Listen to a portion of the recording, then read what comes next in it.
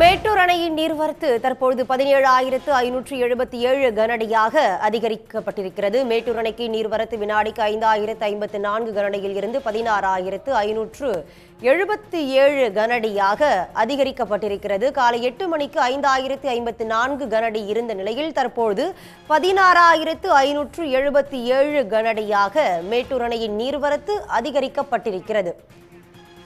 இது பற்றி விரிவான தகவலை தர காத்திருக்கிறார் செய்தியாளர் வினீத்குமார். விவரங்கள். வணக்கம். மேட்டூர் அணையின் நீர்மட்டமும் மேட்டூர் அணைக்கான நீர்வரத்தும் கிடுகிடுவென உயர்ந்து கொண்டு வருகிறது.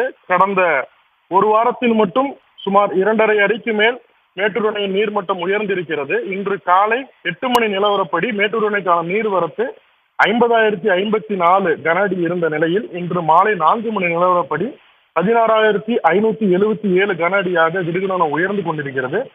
சுற்றுவட்டார பகுதியின் மழை காரணமாகவும் கர்நாடகாவில் உள்ள கிருஷ்ணராஜசாகர் அணை மற்றும் கபனி அணையில் நிரம்பி வழிவதன் காரணமாகவும் அங்கிருந்து தண்ணீர் திறக்கப்பட்டு வருகிறது. இதன் காரணமாக மேட்டூர் அணைக்கான நீர்வரத்து உயர்ந்து கொண்டே இருக்கிறது.